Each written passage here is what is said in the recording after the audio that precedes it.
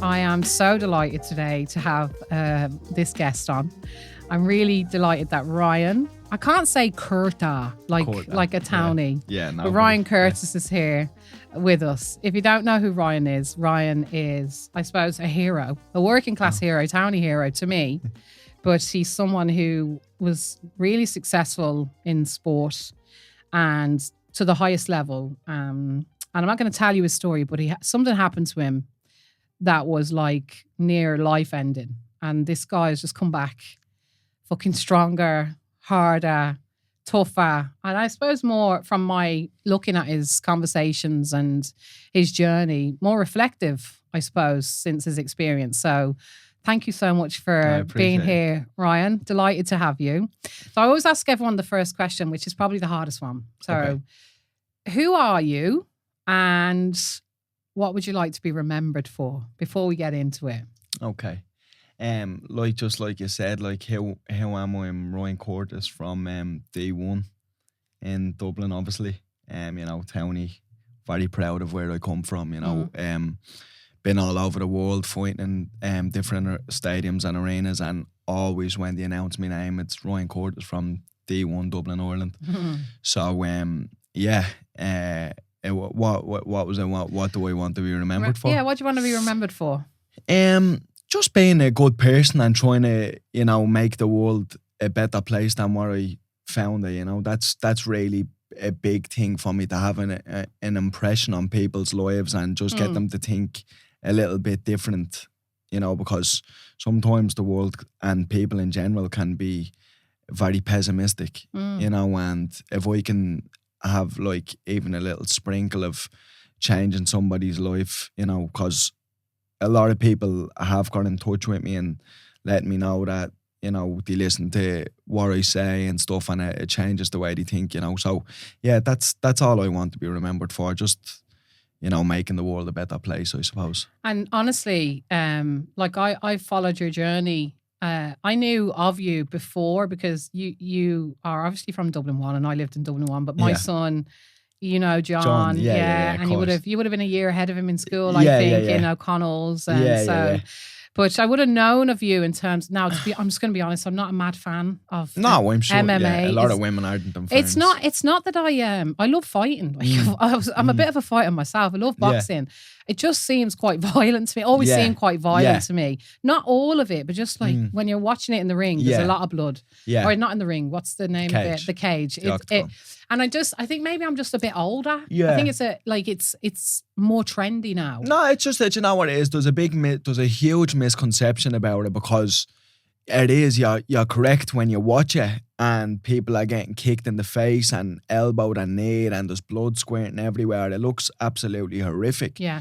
But the irony is it's actually way safer than boxing. Yeah. Funny enough, there's like way less deaths in MMA than there is in comparison to boxing, because the head trauma is so high in boxing.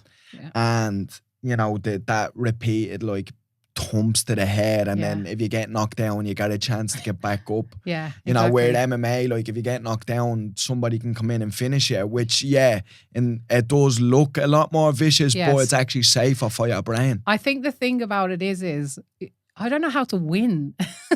So when I watch it, I'm like, how the fuck do you win this? Because I'll be watching, you'll be scrabbling around on the floor, elbowing each other, kicking each other. Right. Some are kickers, some are wrestlers. So I'd be like, how do you...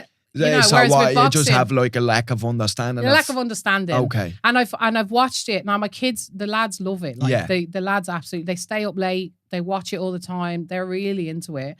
But I'm like, I just have this sense of, I don't know what's going on. Yeah. I think if I'd have grown up with it a bit more, I might be more into it. Yeah, we've just like, I suppose if you're just a little bit more educated on it, you'd kind of probably have, especially people who have done it, and not even necessarily fighters, just people who have gone to the gym and done a bit of grappling. They have, I feel like when you do a bit of grappling and stuff like that and you start to understand what's actually happened, you have a whole new appreciation for it, because you're like, oh shit, that's really hard. It's really hard. And I understand what's happening now, as opposed to fucking sometimes it just looks like two men are humping each other. Do you know what I mean? And it's like, what the fuck's going on here? It does. And I knew of you through the success of that. Yeah. And then obviously you had your accident.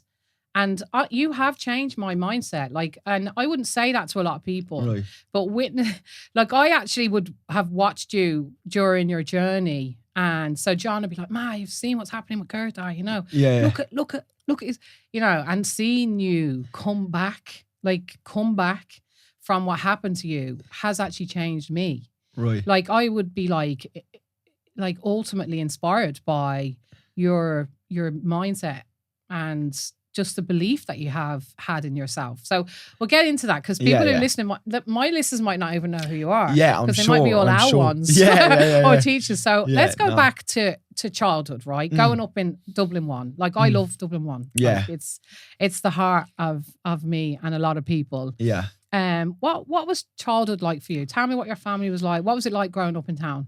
Yeah, my childhood was fantastic. You know, a lot of poverty, a lot of drugs in my family, a lot of crazy things going on in my house, definitely. But like in the grand scheme of things, I really feel like I had a good childhood. You know, just part of like the streets raised me. Yeah. You know, my mum done a fantastic job, no question. My father overdosed on drugs, on heroin when I was 2 months old, so I never got the chance to have a father. So it was just my mother and my sisters who raised me. But like that, like had like such great times growing up in my house and out on the streets and stuff. You know, I had a great childhood with my friends and just doing stuff that I just don't really see a lot of kids doing today, and a lot of kids are deprived of from phones and different things. Like, you know, like I had such a good childhood. Like, we'd be out on the bikes, we'd be playing football, collecting. Loads of kids don't know what collecting is. It's, you know. Yeah, and like I you know, I was on my own with John. Yeah. So while you're a year older than John, so like you're, you know, in town, lots of mums are raising their kids on their own at the end of the day, struggling to make ends meet. But I think people forget, like, there's drugs, there's crime, there's poverty, but there's also joy. Yeah. And there's a freedom that comes with growing up. If you're not really hurt by it, because some people are really hurt by it. But like, there's an actual freedom in growing up like that. So I don't think people always know about like what it's like to go out on your bike and just have a bit of crack down the canal and rob a few tires, don't arrest us. Or, you know, like the liberation that goes with growing up poor. Do you think you benefited from that as a person? No question. Yeah. Like, to be honest, me personally, I'd choose to be born poor 10 times out of 10. That's just me personally, because I really feel like that it's just given me, like, there is a lot of disadvantages to being born poor. There's no question about that, you know. But you know, it's given me hunger, it's given me drive, you know, just a different way of looking at life.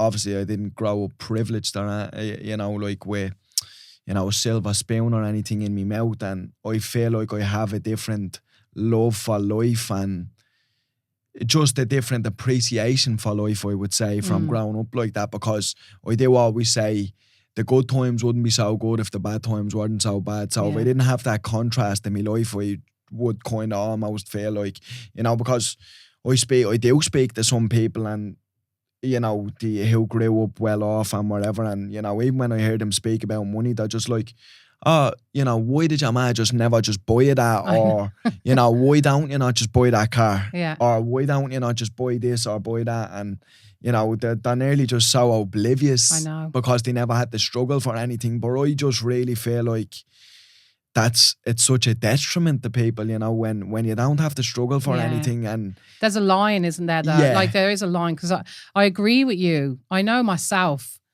you know, growing up the way I did,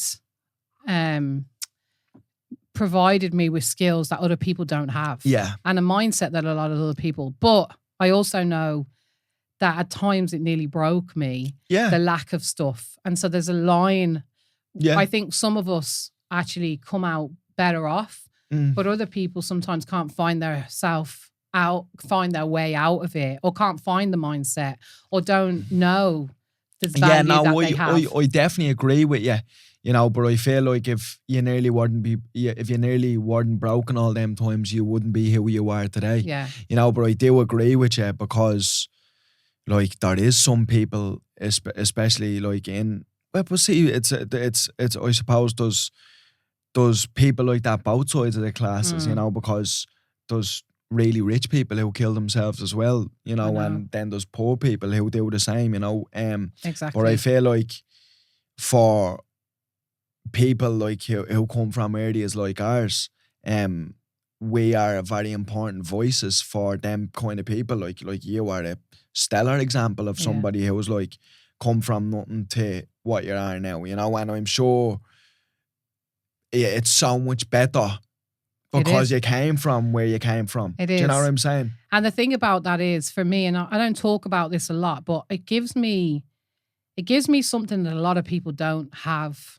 Like, I know I can survive. Exactly. So, like, I don't care. Yes. So I'll do things and I'm like, yeah. What if this fails? Yeah. Even if I end up with nothing, I know I'm going to be okay. Yes. Because I've been okay before. Yeah. With nothing. With nothing. Exactly. And I know I'll...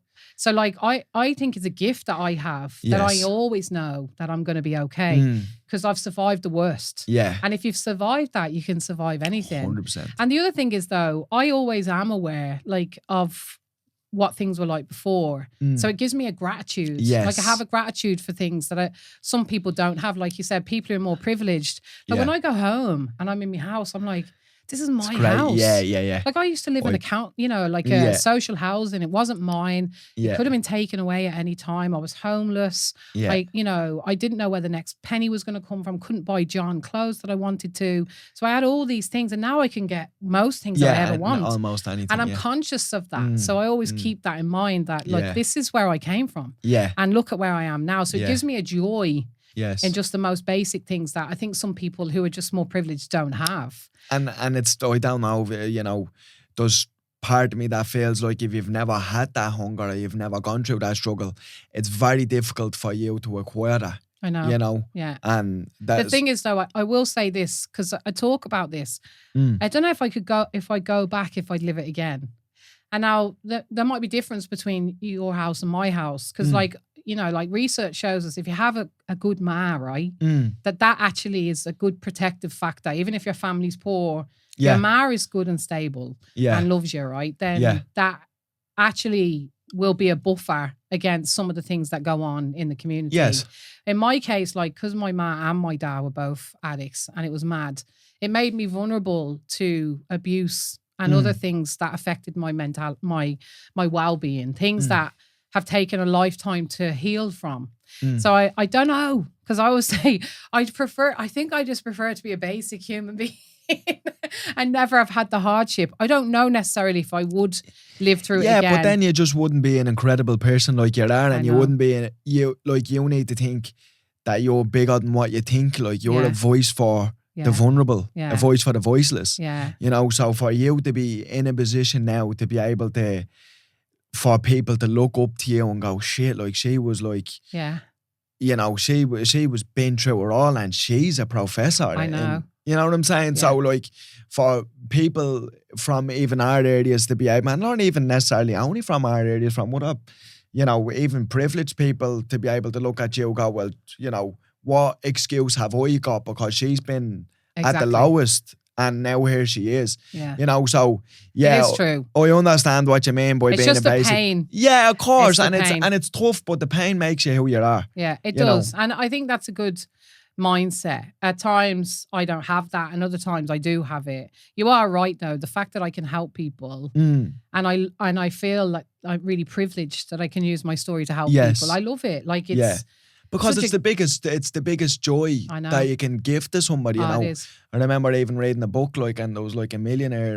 and he was saying that he doesn't get joy out of anything anymore because the money he has is endless. So he wakes up every day and he's like, there's nothing that he can't have. Do you know what I mean? He can go to any destination in the world, buy any car, buy any house, whatever. And he's like, the only thing that I get joy from now is helping people. And that's amazing. He says helping people is the most selfish thing you can do, because of the amount of joy you get from helping people. And like I'm in recovery, you know, so that's actually what recovery is. They say service. So the thing that will get you clean or get you sober or get you well or healing is to give a constant thought of other people. That's the rule of it. And I agree. Now, I'd still like to be a millionaire to try it. Of course. Yeah, look, I'd rather... I'd like a little while to try. What do they say? Money can't buy happiness, but Yeah, I'd rather cry in a Ferrari. Yeah, exactly. So your childhood was good. So tell me, like, how did you get involved with sport? Like, were you always sporty? Were you always playing football? What was did you play for Balvo? Like, what? Yeah. What was your journey into sport as a young kid? Yeah, football. Like that now, it would have been shite, you know, nowhere to the level of your John, we'll say. Never played for Belvo. I played for Sheriff, which is semi-decent team, but it's still not like Home Farm or Belvo or Bowers or any of them, you know. It was decent, like, but not great. But I was just always fighting growing up, you know, because I was always smaller than everybody else, had big teeth, you know, so it was like nearly to a degree just like easy pickings for people. But like, you know, I've said on other podcasts, it's like, I feel like with people in the world, a lot of the time, everybody wants it till they get it. You know, that person holding their hand on the horn, it was like going crazy. They'll only do that till you get out of the car. Yeah. And then you're like, right, what you saying now? Yeah. Because I'll just take you out of your car. Yeah. Do you know what I mean? And so you're a fighter when you're a kid? Yeah, but like not initially, because like I was getting a few beatings, and then I remember my mum was just like, look, just the way it is, it's just you're just gonna have to fight back. And that's I never forget that with John actually. When we moved into town, John was like 5 or 6 maybe. We moved into Summerhill, and John had a little English accent. You probably because I remember because you used to call him English, John. Yeah, so but like one of the lads up in the avenue, Craig, he was bigger, like, and he always used to give him a hard time. John and I, you know, at that time I was getting my shit together. Yeah, so you like still... I wasn't that ma who would say go out and fight, but I wanted to say that. Yeah. But because that's why do you think you weren't? Because I was trying to be like in recovery. I was trying to like be different. Right, okay, yeah. So, but like, because when I grew up, my ma would be like, get the fuck out and box the head off them. Like I was taught like you hit first. If someone even tries, just throw it. Yeah. But like, so I was trying to be a bit different with John. I remember like, you know, I hadn't been a great ma for the first couple of years of his life. So I was trying to be all nurturing and everything else. Yes. But I remember the lads used to run down and knock, like, he had his little friends and they'd be like, Katrina, English. Craig is battering John. And I'd be like, fuck's sake. And I'd have to go up and get John in or whatever. And then one day, I'll never forget, the kids, I heard them buzzing the buzzer. So I was on North Great Charles Street and they were buzzing. I put the buzzer and it was, what was it? What was his name? The little fella, Kieran Ryan. Kieran Ryan was like this, Katrina, John's battering Craig Bootman. And I took ages. I walked really slow because I was fucking delighted that he was actually standing up for himself. Now, I didn't want him fighting, but you have to be able to stand up for yourselves. And, you know, you have to be able to. So I was never the mum that would say, I would go out and fight. I'd go out and call the mass. So if John was getting bullied or I'd go up and knock on the ma's door and say, if doesn't get your young fella, I'll fucking fight you. Yeah. But I'll never forget John kind of stepping up, like you were saying, like, and actually having a fight because he was getting picked on and called English or whatever. And he had to, of course, defend himself. Because then it probably didn't happen again. No, it didn't. And, you know, and that's it. Like, you know, people might not agree with me when I say certain things, you know, but for my daughter, it's like, what happens, like I always tell her, what happens when somebody hits you? You hit them back. I know. And people might not agree with that. But I'll tell you, the only people who don't agree with that is the people who've never been in a fight themselves. I know. You see, it's mad because I live in a community now. It's quite privileged now, and there's loads.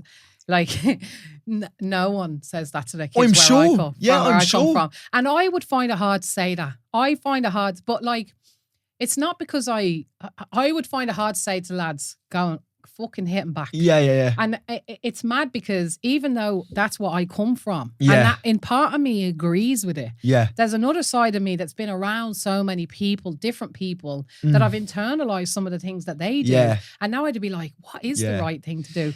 But like, I would also secretly want the kids to fucking defend themselves at the end of the day. But it's a controversial topic. It's very controversial because like it's like when they're in school, like it's like, oh, you tell the teacher you do this and you do that, And it's like, you can do them things, Yeah. but it's just going to keep on happening until you hit them back. I know. And And you that's did that as a kid then. Yeah, so, because I'm speaking from experience. Yes. Because Yeah. I never told the teacher, but I never hit back initially. Yes. And then when, like I said, everybody wants it till they get it. Yeah.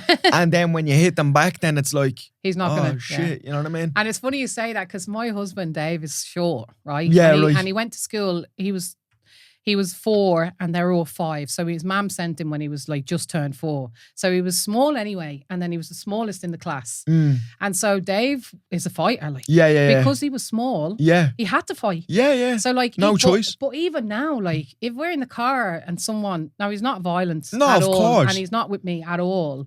But like he's had to learn not to be violent. Yeah, of course. Even in our relationship, he's had to learn not to be violent. Yeah. Like because the way you grow up is you fucking fight. Yeah. And I would have grew up like that as well in terms of in my relationships as well. But like even now if we're in the car and some fella, Dave's like, yeah. Like he's like got that thing where he will still. Yeah. He's like you. He'd be like, I'll pull the door open Yeah. and see if the cunt is brave enough. Yeah. And I'm like, Jesus, relax yourself there, love, you know. Because there's that, like, you know, I've nearly been killed so many times in cars and stuff like that. And I never react. I'm just like, look, don't worry about it. It was an accident. Yeah. You know what I mean? Don't look, these things happen.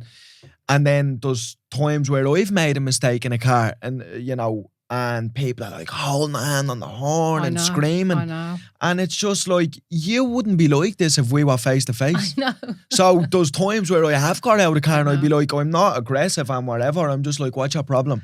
And like, no, sorry, what, you know, don't worry about it. It wasn't like that. And it's like, no, it is like that. I know. The only difference is now I'm coming out and I'm confronting you about it. I know. And now you're changing your tune. I know. Do you know? And so when you were smaller then, so the fighting started like because you were defending yourself. So you learned how to fight on the street basically as a young fella. Yeah. And did you box then? So did you start boxing or was it MMA? No, what happened is I went to a boxing club one time and I was like, you know, my family is, they would be very like, a very well-known kind of prestigious boxing family. Okay. You know, there's an avenue named after my granddad called Champions Avenue. Oh, yeah. Him and some of his friends, they were like world champions and they named Champions Avenue after him and his friends and whatever. And then my 2 uncles own St. Saviour's boxing clubs, which would be very prolific in the boxing world and whatever else, you know.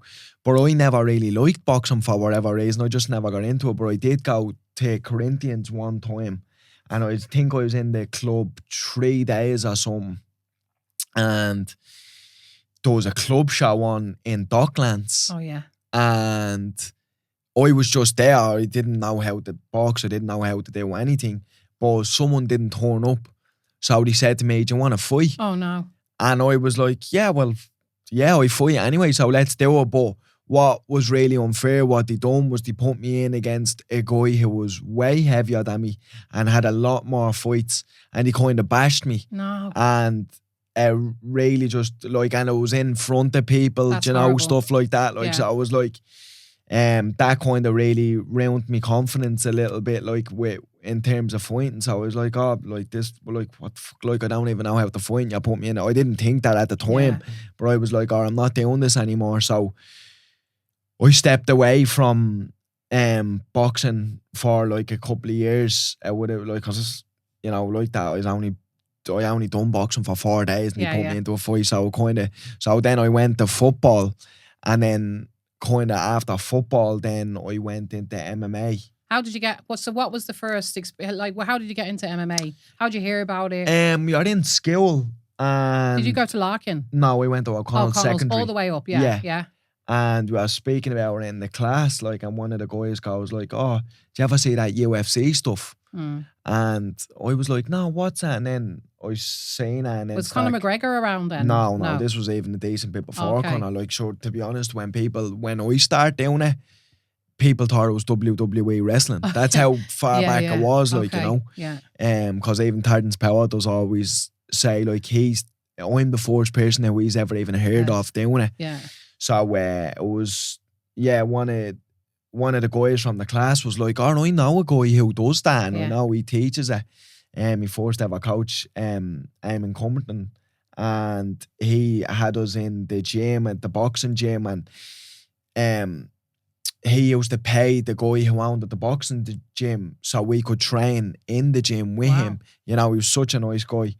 But done that for a little bit, and then... And did you like it from the start? Yeah, loved it, because I remember being like kind of like a little bit cocky and arrogant the first day we were on the way to the gym. Was like, sure, I already know how to fight. I'm just going to go in and batter everybody now. And just got going and just got destroyed. But one thing about me is like, I'm so stubborn and persistent. You know, I remember just saying to myself like, okay, that's not going to happen for long. You know what I mean? I remember thinking that. And where does that mindset come from? Like, okay, you might not know. So like, I'm a psychologist. This is my job. Like sometimes we say we know things when we don't know necessarily. So when you tell me where it comes from, I might think, does he really know? Yeah. But where do you think that mindset comes from? That persistence, that like stubbornness, that's never going to happen again. Because not everyone's like that. No, we understand that. Were you always like that from a little kid? Like, did your ma describe you as being like stubborn as a 2-year-old? Did you throw shit and always want your own way when you were small? Like, is it in your nature, or is it something... I don't. That's a very interesting question, because I actually don't know. I've just always had that where I was like, if someone got the better of me or something like that, I'd be like, okay, well, you know, even now, like I'm like, it's not over till I win. Yeah. And if I don't win, it's not over. Do you know what I mean? I love that's, it. That's the way, like even Jordan, me injury, yes, when they be saying it's like, it's not over yet because I haven't won yet. Oh, wow. You know, that's the way. So, and when you remember yourself as a small person or whatever, was that always there? Yeah. I love it. Yeah, I'd always just have that, like, where you're not always going to win, but you're always going to fight and you're always going to stand up for what you believe in. Yeah. You know what I'm saying? Yeah. And you're going to keep on doing what you need to do till you do win. So like you were destined in some ways to be brilliant at something, I think. Yeah, well, you know, it's funny because even when I was a kid, I always thought that I wanted to change the world in some way, which is a strange thing to think as a kid. No, it isn't, because that's how I felt. Right, okay. And I don't say that very often because it's embarrassing. Oh, no, because you're like, who the fuck do you think you are? No, because it comes across arrogant, and I don't really say that much, but that's the truth. Like, I'd be lying if I said that it was any other way, because I didn't know whether it was going to be, if this was even before fighting, which I'm like, why did you ever even think that?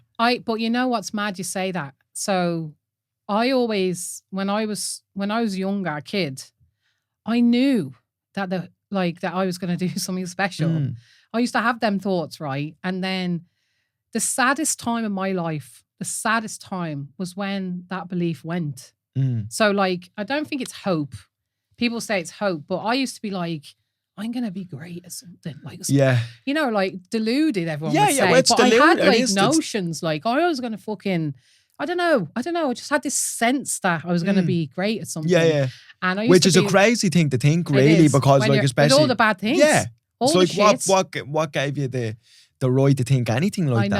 I know. And then when I got pregnant with John, actually, and my mum and dad kicked me out and I was in the homeless hostel. Honestly, I'm going to cry now, but that was like, I didn't believe that anymore. It was like that was the core of who I am. A belief in something good, like something great was going to happen. It was part of me. Yeah. And then when things got really hard and that was gone, it was fucking awful. Yeah, I'm sure. Because I would walk around in the shit with all the horrible things going on and be like, something good's going to happen. Yeah. Like something fucking amazing is going to come. And not sharing it because people think you're mad. Like I did share it with my best mate. So my best friend Louise, we'd sit together and be like, but we didn't say it to other people. But when it was gone, it was horrible. You know, a really horrible thing. But when you say that, I felt the same. I knew something great was going to happen. Do you know what I mean? I knew there was a destiny in there, but I didn't know what it was. And so we all fighting then. So you were terrible,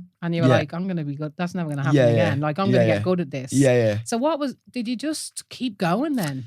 I always say it's not who started, it's who's left. Yeah. You know, and the guys who beat me up at the time, they eventually began to taper off. and I just showed up every single day. And when they came back, they thought like, oh, sure, I was just battering him before we left. So we're going to pick up off, they were right off where we left off.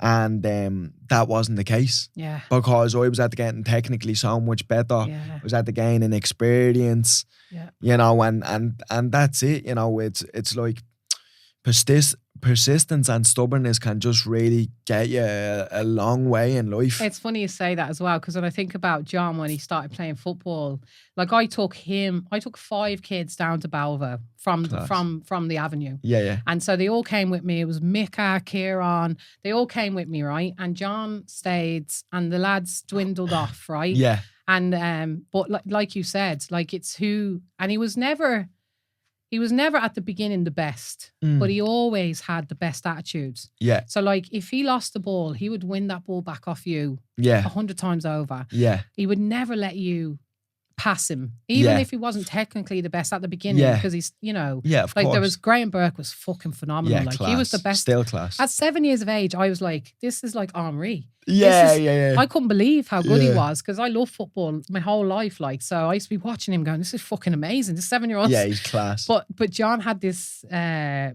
attitude of like, I'm going to keep going. Like you said, he'd be out on the street. Everyone knew him as the kid with the ball. He was just playing football all the time. Well, the lads are playing football. Or they go in, John would stay out. Yeah. And like you, the last man standing is usually the best man. Because it is like, and what I try to explain to people is it's free. Attitude is free. Yeah. Mindset is free. People text me all the time and especially like with somebody who was paralyzed like me in America or in a different country, and they'd be like, oh, what do you think worked for you? And the stem cells are obviously brilliant and everything else, but they're almost always looking for something that can be bought. Yeah. Do you know what I'm saying? I know. And it's like the secret isn't in what can be like, that I think everything has compounded over time and everything that I've got, all the treatments, yeah, absolutely. But first and foremost was my mindset and my attitude. That's the magic. That's, but people don't want to believe that because it's hard or because it can't be bought. You have to put time in the trenches and be like, put time and effort into thinking, people think like, listen to me and be like, oh, it's probably easy for him because he was born that way. I've read so many books, talked to so many people, listened to so many podcasts, just like the amount of hours that I've spent reprogramming my mind. I love that though, because like actually mental, like muscles, people work on their muscles. They don't work on their minds. They work on their body. They don't work on the mindset. And what you're saying there, it's like a muscle. It's actually like a strength. Honestly. To actually keep yourself in that. And it's such an important message for people to know that you can work on that. You don't have to have, like we were talking about having a belief when you're a kid, but loads of people have that. And it doesn't transform into success or excellence. It's actually the constant doing it, the constant work. It's like you want a six-pack, you have to do this work every day. Now, I haven't done that, obviously.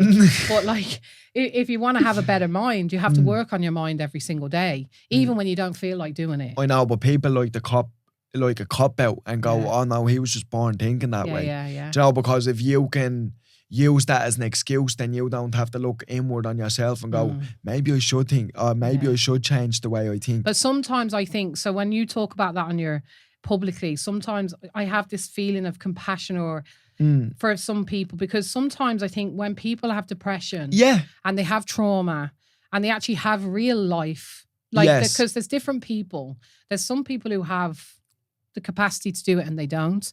And then I do think there's people who have layers of challenges where they, like, so for me, like people go, look at what you did in education, look what you've done in employment. Before I could do any of that, I needed help with my mental health. I needed the hurt and the clouds that were blocking me from engaging in that healing stuff to be moved first. And for me, I needed to heal. Some people don't need to do that because Yeah. they can actually make the choices. Yeah. They actually have the strength to do it. Like I wanted so much to be able to just do what you're talking about, to be better mentally and to engage better in life and to practice things.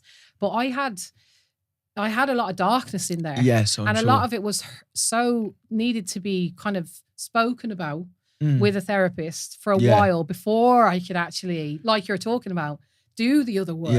Yeah, So but I it's do still, think there's some yeah, people. but still initially a mindset thing, though, isn't it? Oh, it is. It's Do asking you know what for I'm help, saying? though. Like, yeah, The ask. I think sometimes with some people, if I was you and I was getting messages and people were saying that to me, I'd be like, what you're saying, like if you're capable of engaging with this stuff, then do it. But if you're not, then you need help. yeah, Ask for help. So it's either ask for help and get the help or help yourself. But I definitely think there's a space for people, probably for me now, who probably, because I get messages, like hundreds of messages from people who are like really fucking hurt yes, and like really want to be better. yeah, And they're looking at me going, how, like, I yeah, really want to do what you're doing. And I'm so admiring, but I just can't. And when I meet them people, I say, you Yeah. know what, you need therapy. Like you Yeah. actually need something to lift the clouds, but you need to do it. yeah. You need to actually I take don't the know, step. with me, it was just, I just was never afraid to speak about how I felt. And where does that come from? I'll tell you, I really believe it comes from being a fighter because I was never afraid to come across vulnerable or insecure or speak about how I really felt, especially even as a man. Yeah. Because you understand, like, it's way more difficult to be like this as a man, Yeah. you know, because men are just told, like, just go on with it and I know. whatever else, you know. But for me, I really believe that it came down to being a fighter because, you know, what's kind of really the last kind of the last link to everything is violence, isn't it? Yeah. You know, that's where I, like, you know, with the last thing that always boils down to is violence. Yeah. And I knew that I was always the most skilled fighter, so I was never afraid to be insecure or whatever because I'd be like, well, I can beat everybody up in a fight. And I know that's a crazy thing to love say, it. but that's the truth. No, I'm know? the same as that though. Yeah. Like I have things that I know I'm the fucking best at, Mm. or I can be the best at. So it makes me okay to be bad at other things or Yeah. to share my vulnerability. Yeah. Because I'm really good at that particular thing over there. That's amazing. Yeah. But also I was wondering, like, you know, growing up with a man, a sister, sometimes when you grow up in a female household, you're more likely to. No, I had brothers too, but they just had more of an influence on me in my life. Okay. You know, I had brothers there. Oh, like yeah. I never really felt like I gelled with my brothers too much. They were always out doing other things, Yeah, and you know, they were just living their life where my sisters kind of like they would help raise me alongside me mother. Yeah, I get you. You know, Yeah. So Because when you mentioned them, I was like, oh, that's probably why he's emotionally. Sometimes when you're connected with, you know, your sisters and your ma and stuff, it's not that all men can be vulnerable. All men can share their feelings, but course. you're taught. Like, and it's not, you're not always taught from your family home. Like, I look at my lads and I look at Sky Sports even. I'm like, that teaches them that you're supposed to be full of confidence all the time, know everything. Yeah. Like, boys are taught all the time that they shouldn't be emotional. Yeah. And but it's nice that you can be vulnerable and can share your emotions, and not everybody can do that. So it's Yeah, especially being a man, because too many men are kind of afraid of what other, especially women. Yeah. You know, like, I can't talk like this in front of a woman because she's gonna think that, like, you know, that I'm a bitch or I'm a pussy or. And we love it though. Do you know what I'm like, saying? we love it when I a know, fella. but that's the thought process know. behind the average man. Yeah, no. Where I just never really thought like that because, like, I don't know, I guess that I was just always so secure and confident in my own self Yeah. that I didn't need, like, kind of validation, or I didn't really, like, I really never cared what people thought of me, and I love and it's so funny that I have that, because it's like, I feel like it's the biggest, if someone would say, like, what's the single biggest factor that you see people being held back by in the whole world today, it's like the perception of themselves through other people, you know what I mean? Like, know. it's like what people think about them or Yeah. whatever, and it's such a crazy thing. It's nearly almost, for me, it's like a superpower that I just never, even with fighting, I was Yeah. I never cared what like when I lost the fight, I never cared what people thought of me because I'm like, what the fuck do you now? You would never go in there and I do know. this in front of this many I love that. Yeah, I really love that. I heard you say that before. Like my lads be sitting watching the fucking fighting or like we were watching the boxing at the weekend, Wardley, and I had to go to bed. I actually can't stand to listen to them talking about the fighters because I get annoyed at them because I'm like, you wouldn't. He's fucking amazing. Yeah, How you know? So like the way the viewer can sit and be so critical. Yeah, it's and so yet funny. They It's not have the bottle or not get in that ring themselves, or even with football, like we watch Man United or whatever, he's shit, man. Yeah. And you're listening, you're going, you have like not even a quarter of the capability or commitment of that human being, and yet it's like pantomime. Like it is like a pantomime. Like people feel like they can say things and judge, and it's amazing that for you that hasn't in any way infiltrated you. No, because it's like it is. It's crazy, isn't it? Like you wouldn't walk into like a room and start looking at plug sockets or whatever and going like, where's the electrician? I need to have a word with him. Yeah. Do you know what I mean? You done that wrong. You done that, but like for whatever reason, people with fighting and kind of other things, they're like, oh yeah, he's shit. You should have done this. You should have done that. It's like, what in the world do you know about being under them lights in front of thousands of people, having to make millisecond decisions at the highest level against somebody who was like an absolute assassin in front of you, with like some of the most gravest consequences that's on the line. Like, you know, like thank God it never happened to me, but every time I stepped foot in that cage, I was putting your life at risk. Yeah, your life at risk, but even, you know, it's like you're on someone's highlight reel for the rest of your life. I know. If you get knocked out, like a bad knockout. Oh, yeah. You know, when people are on the end of my highlight reel for the rest of their life. Yeah. You know, when someone plays a highlight reel of me, it's me just flatlining some guy. Yeah. You know, and it's like, it's the most, you know, vulnerable and humiliating thing that will ever happen. Like, not ever, but like, it's pretty high up on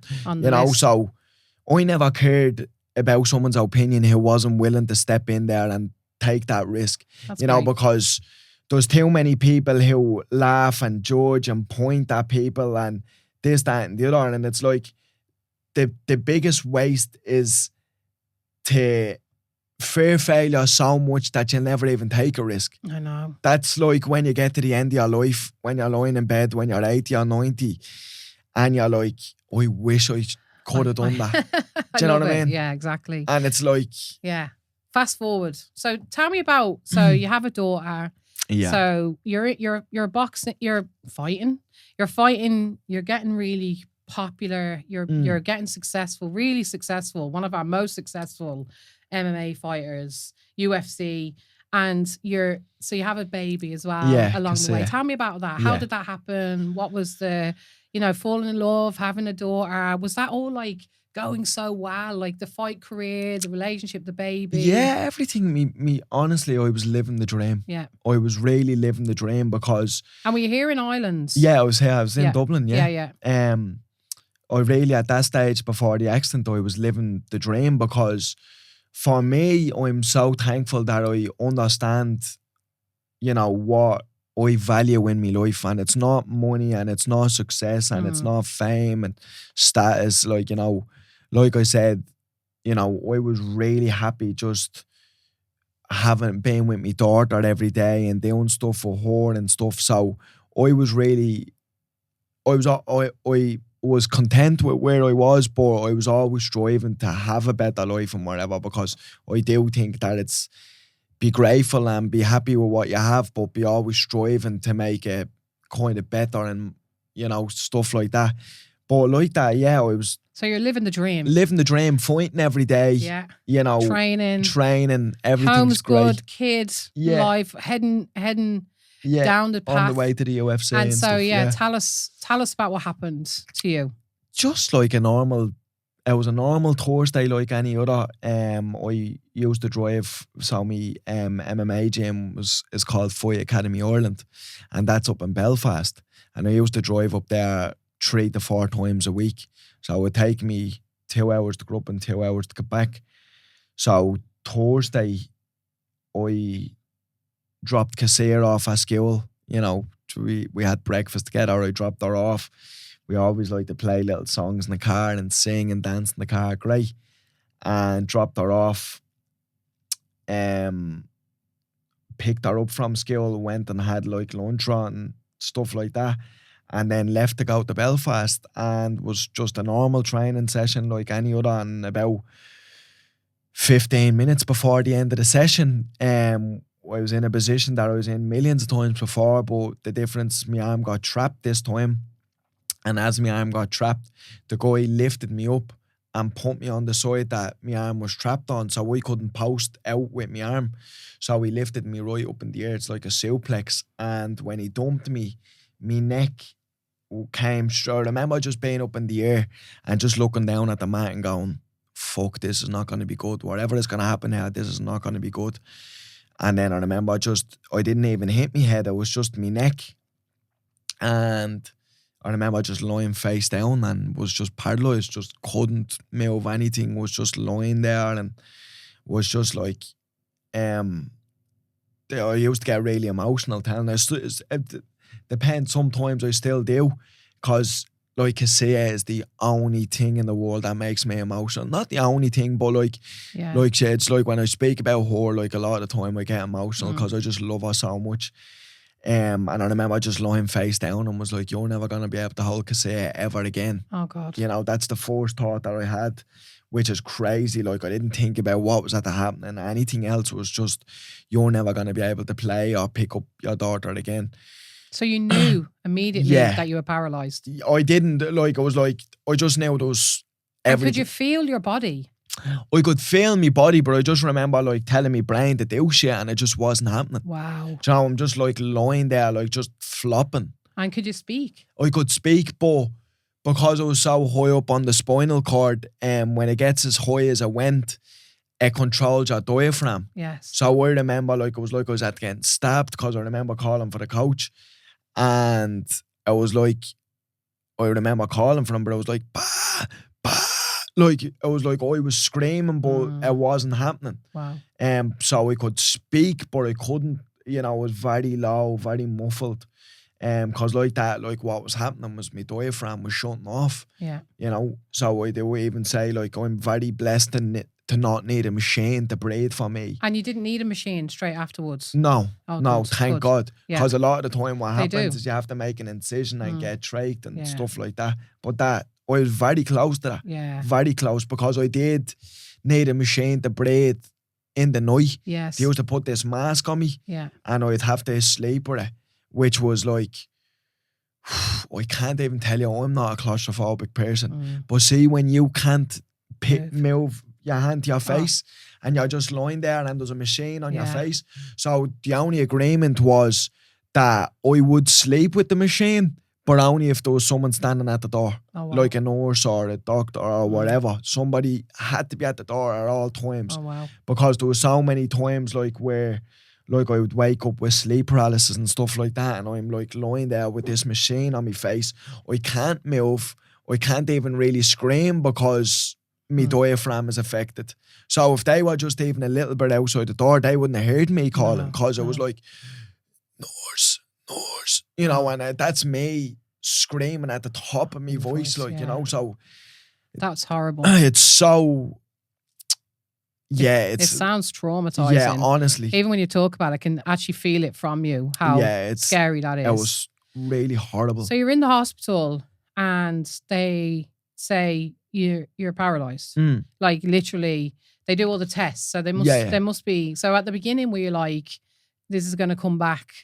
Or did they immediately tell you this is bad? Like you're like, paralyzed? They were like, this is like catastrophic. Yeah. They're like, you know, this is really not good. Because I do respect in the medical profession. They just have to tell you like it is. You know, that there is they're very blunt about it. Yeah. But again, like, it was just like delusional self-confidence. It was like, what are you talking about? These mad things. And yeah, I remember that, because I remember I remember seeing the story and like just being like, oh my God, like everybody who knows of you or knew you or was friendly with you. And I remember, because me and Terence are close, like, and Terence was so fucking in shock over it. And, but like, you immediately were like, this Yeah. is bullshit. Like, I'm going to move again. Just like, I know this sounds probably is a horrible thing to ask, but like, how does it, do you feel anything in your body? Like, do you feel trapped when you can't move? Like, is it like, I can't even, It's when I like, even think honestly, about it. it's undescribable to Yeah. somebody who's not been through it. Yeah. For you to be just lying in a bed and for you to tell your legs to move, or you want to pick your hand, like I do talk about, like one of the fondest memories I have is the first day I was able to get my hand high enough to scratch my face. Oh, yeah. It was such a relief. Yeah. Because I used to wake up screaming in the night at 4 and 5 in the morning saying to the nurse, please, can you just scratch my face, or can you do this, or can you stop. You know, and it's like, it's such a shit feeling because And could you move your head? I could move left and right, but good. that's all I could That's do. a good, yeah, okay. I could move me head. And like, what your family's reaction? What happened? Like, was everybody there? Was there like a mad fucking everybody coming up and being like, "We're here for you"? Yeah. Like everybody come and like rally. Yeah, around you? The support was phenomenal from the get go. Yeah. But like, you know, we've even had like a lot of my family say like, "We thought that was you." Yeah. You know, that was like... Yeah, I think we all thought that, to be honest.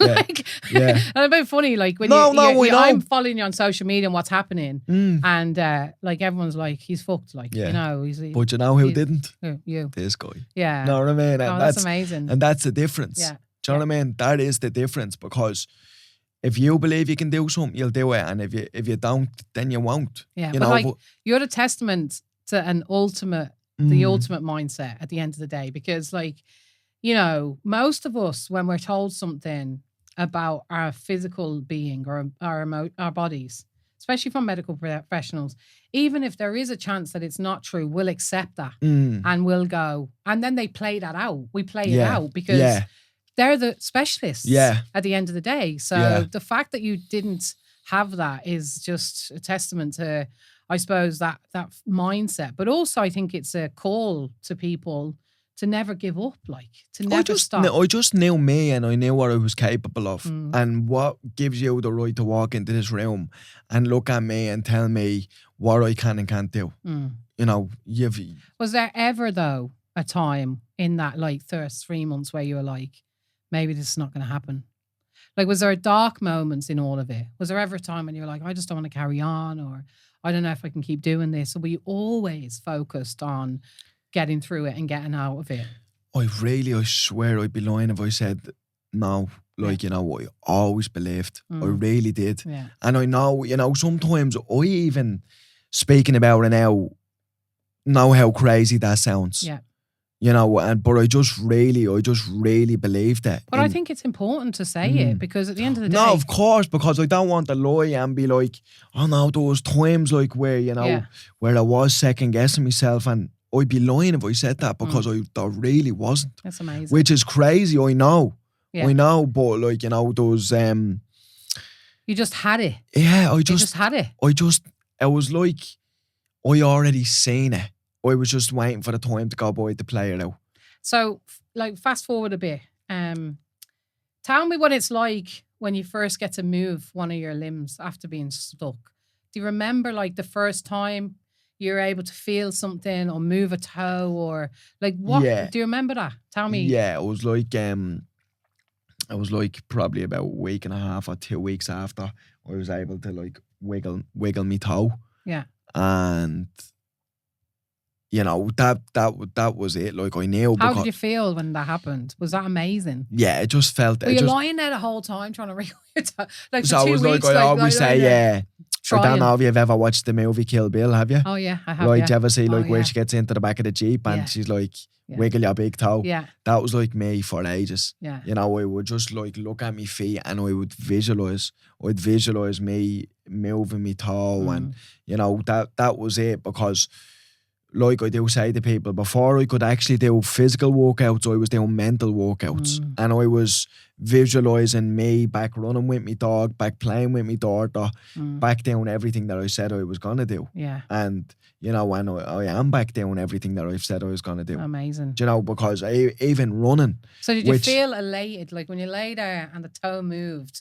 Were you like, my toe is moving? Yeah. Were you like calling people, like fucking delighted with yourself? Or were you just like, all right, next thing? Do you know what? It's gonna be sometimes like I'll be probably very not annoying for people to listen, but I like when I wiggled my toes, like I did get excited because I knew what it was gonna happen. What like I was so confident that it was all gonna happen that every time something was happening, it wasn't a surprise to me. So I didn't really get.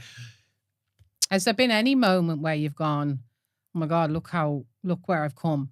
Or are you still not there?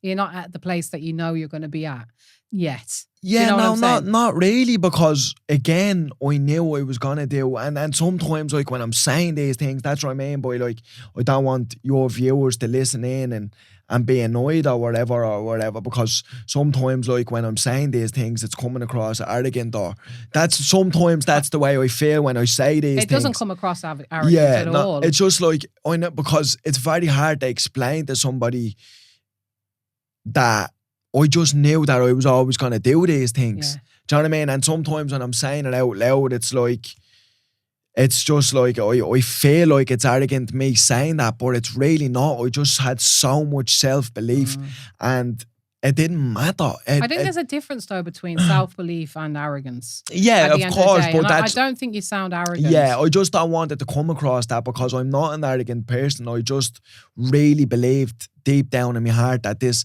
and I promise you, they could have sent every specialist and every doctor and every person into that room and told me it was going to be, it was going to play out the way they were saying it was going to play out. And I didn't care. I think though the mad thing is that watching your journey and seeing you defy the odds, because that's what it is.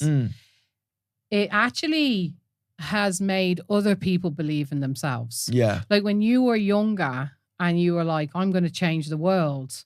Like there could have been a time where you'd have thought, I'm actually going to change the world because I'm going to be the best fighter that's ever lived from Ireland, right? Or I'm going to show people about UFC or MMA. Like, but what you've actually done is changed the way people think and feel about their potential. Yeah. Which is a completely different thing than maybe what you might have thought your path was. There's no question that I'm able to do more now than I ever would have done fine. Do you know that I know that for an absolute certainty. Yeah. Because the thing about it is like, you know, with me saying all them things, it's like I just want people to understand I'm not different. I'm not. Like, I'm not special. I don't have something that you don't have. The only reason why I am where I am is because I really believed it. And I did have that self-belief. And it's funny, you know, because I have interviewed other people who've like succeeded at things, and they all talk about self-belief as being like a real... Sometimes they talk about deluded self-belief, as in like fucking believing things that were way beyond. Like I had Sharon Keegan on, she's a successful businesswoman, and she was talking about when she was younger, like she come from Tala, she was in a deaf school, like, you know, she was like, I know, she flew over to Dragon's Den, got investment, you know, so she said, I always knew. Yeah. Because but like you're not allowed to say that. You're not allowed to say it. And I think the important message, what I hear from your story, is that you can build self-belief. Like you can, of course, you can adapt your mindset. Absolutely can. You know, because I know you had it, but like you've also worked on it. Like when you talk about like listening to podcasts, like when people say to me, what should I do? How can I heal? How can I get better? And I'd be like, right, therapy was really important, but it's what you read, what you listen to. Yeah. Like, them things can help. Like, I always say, educate yourself. Because you know what it is, right? It's like, I've never, ever, ever read a newspaper or listened to the news or anything. Why do I care what somebody over, down the country or over the other side of Dublin is at getting stabbed, or, you know, this person's at getting blown up, or that person, this is happening and whatever else. What positive impact has that got on my life? There's nothing I can do to change it, so why do I need to know that information? Yeah. You know, the information that can change our life is information that, like, about mindset, and that's the stuff that you should be reading. consuming the. And people talk about like what you consume 100%. becomes what you feel and what you think about. And I know for myself, like sometimes I'd be on Instagram and like I just unfollow things. If I see anything that's negative, that triggers me. Because we all have different things. I agree. I unfollow because I'm like, I just don't need to have bad shit going into my head because there's already enough bad shit sometimes in there. But like I don't need it to be added from the outside world. One of the things, so for anyone who's listening, who's not watching this, who's listening, so Ryan has gone from being like paralyzed, told that he would never walk again, told that he would never have feeling probably down from his throat, neck downwards, to like recently starting to run. Yeah. So how's the running going? The running's going well. We've done some of it last week as well. You know, the crazy thing about the running is like, you know, it's so basically going from walking, from getting out of the wheelchair to walking is supposed to be like, you know, just, you're not supposed to be able to do it. Yeah. But the running thing is like, that's impossible. That's impossible. You know. And you're doing it. You know, but here I am doing it. And so it's not. Are you up to a certain K? Can you like I'm doing like, my last one I done 2K and this one I done 3K. That's unbelievable. So it's like I'm not doing like, you know, 50 or 100K like I used to be doing, but I'll get back to it. 100%. I love it. There's no question. I know. And like, if you don't follow Ryan on social media, you should, because it is really fucking inspiring. At Chaos Curtis. But like, it's really inspiring. But not just inspiring, because that's kind of, I don't know, it's a bit, I don't know, a bit cheesy or something.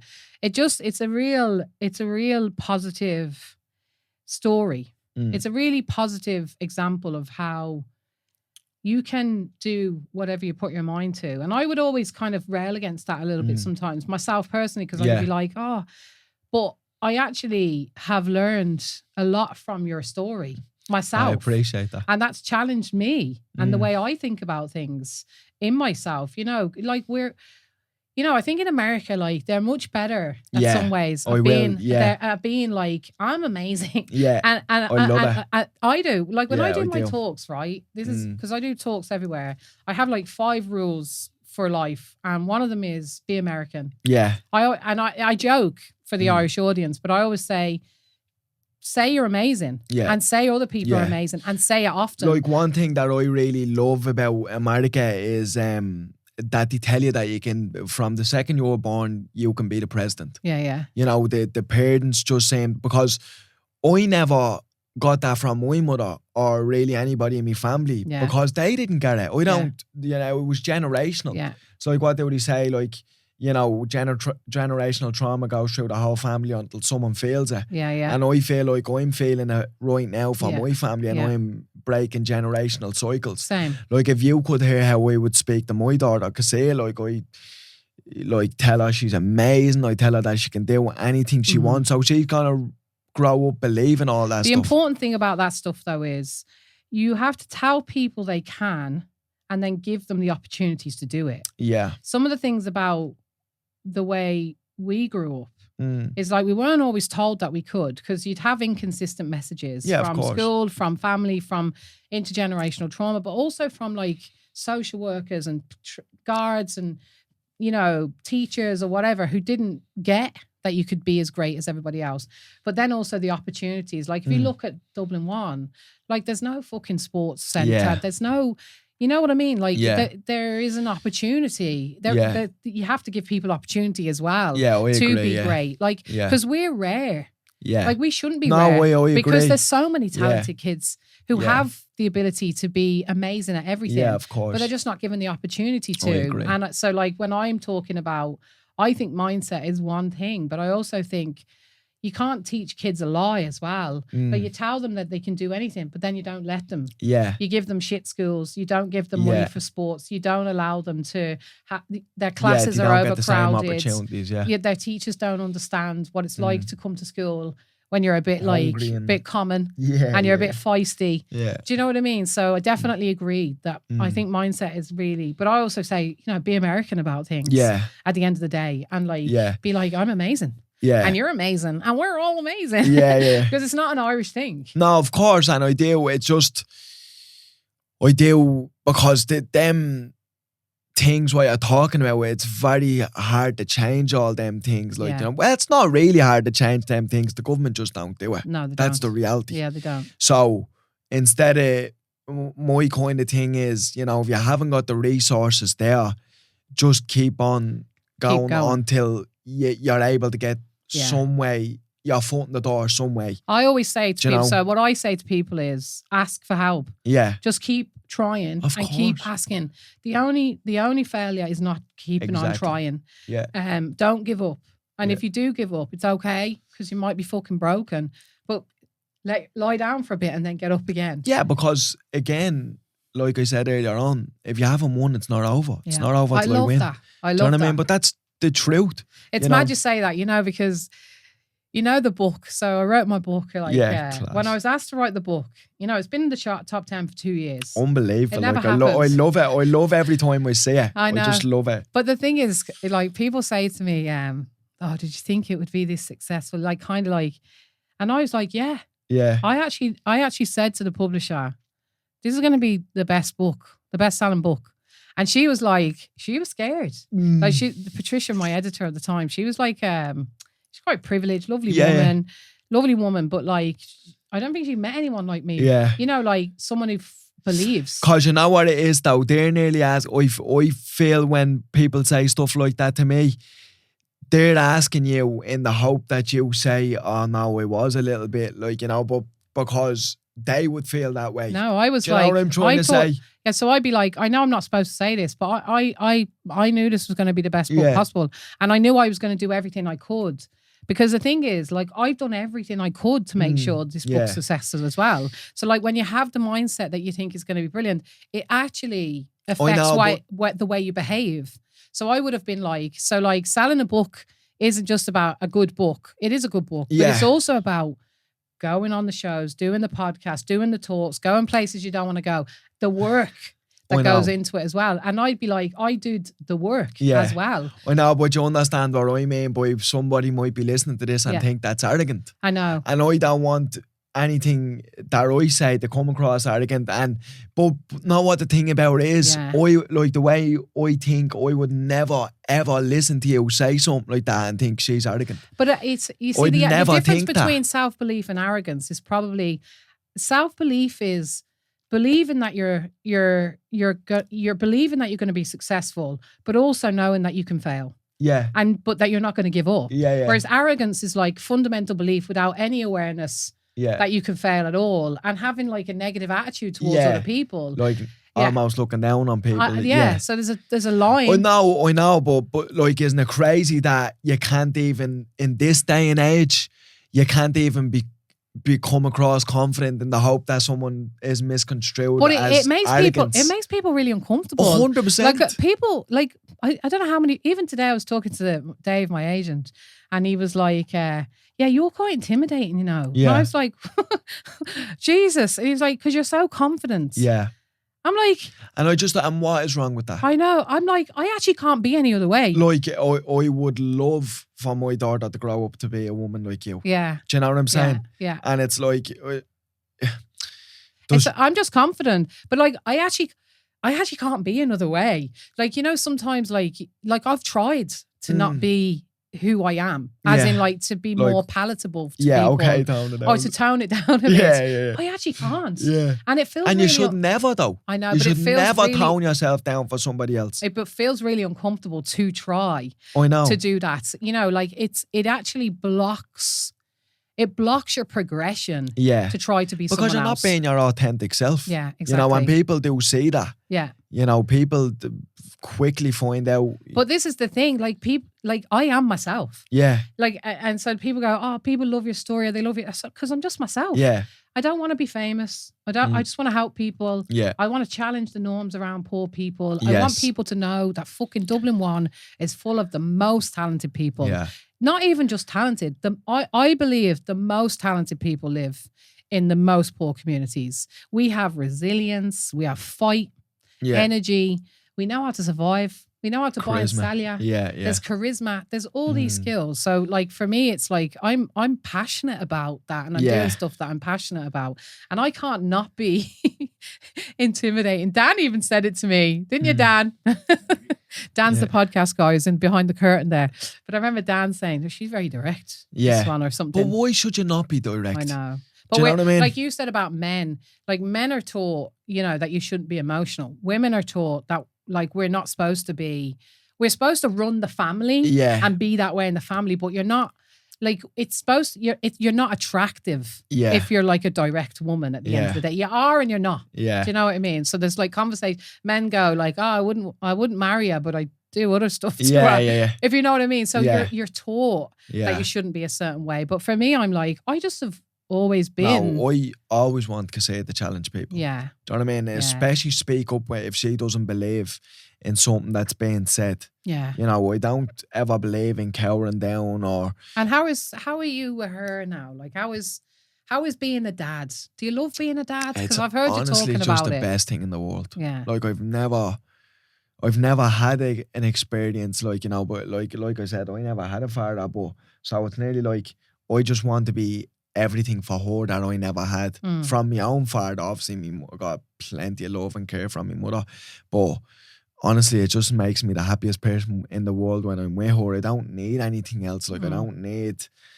the most amount of money in the world, or I don't need the best car or the biggest house. I just, when I'm with her, it's just like everything else goes away because I'm just so happy to be with her. Oh, lovely. Do you know, like it's the best thing in the world being. And is she happy? Yeah. Is she delighted to see you like on your feet? And did she know what was happening? Like, has it affected her? I used to just tell her that my legs were sore. That's what I used to say when I was in the wheelchair. But it was so heartbreaking. Like, it makes me emotional to even think like there was times like where I was in the playground in the wheelchair with her and I just couldn't get out and play with her, like, and it really used to haunt me. That like used to haunt me inside. But that was hard. But I used to just say to her, "Oh, my legs are sore," like, you know what I mean. So and was she asking you to play with her? And, yeah. But hard. now I'm back playing, and she has like trowels, like she loves trowels, so we dance and stuff. Like, and again, like, I said that I'd be back doing these things and dancing with her and back playing with her, and I'm doing everything, like, you know what I mean? So I'm so happy to be back doing them things because it really hurt when I couldn't, Of course. Like, people just take for granted, like, playing with their kids or not playing with their kids, just sitting there being on the phone or, I'll do it in a minute, like, every second I'm with her now is like, precious. I'm just so grateful for it to be, to be playing with her and to be doing all the stuff. And what's next for you? What's next, right? Have you got a plan? Like, obviously you're not going to be fighting again. Are you not going to be fighting again, are you? Is that in the vision? Do you know what? From a selfish point of view, there's nothing more than I'd love to fight again. Yeah. Like, there's nothing like walking out to your music and everybody screaming your name and the adrenaline and everything else. But it'd be so selfish of me to get in and do that again, especially with everybody who was at the helping me. So fighting is not my plans, but from a selfish point of view, absolutely, I'd love to do it again. But the plans is now just I have a documentary coming out. It's in LA at the minute. It's with a sales agent in LA, and he's pitching it to the likes of Amazon and Netflix and big places like that. But before anything else, the big thing is just to help people, to just change people's mindset just a little bit, to go, just to not limit themselves or have other people put limits on them. I love that. I know, because I do agree with everybody doesn't get the same opportunities. We don't all get equal opportunities. But I genuinely do feel like with the right belief and, the enough persistence and stubbornness that you might not, I don't want to say you can do anything, like, am I fucking gonna go into the NBA now and break Michael Jordan's record? Obviously some things are impossible, like, not impossible, I never use that word, but some things are highly unlikely. I know. But I still think I could run 100 meters in 10 might seconds. be, you might be. I know that's not going to happen. I just have my hip replaced at the end of the day. But there's still a deluded side of me that thinks I could do anything. Well, like, there's part of me that believes that I can do some stuff also like that. But no, I just want people to believe that don't ever put a limit on yourself, and more importantly, don't let other people put limits on you. I love it. Yeah. That's it. You know, it's so me big thing is to help people first, and then, you know, like I talked about the documentaries coming out. I'm starting my own podcast.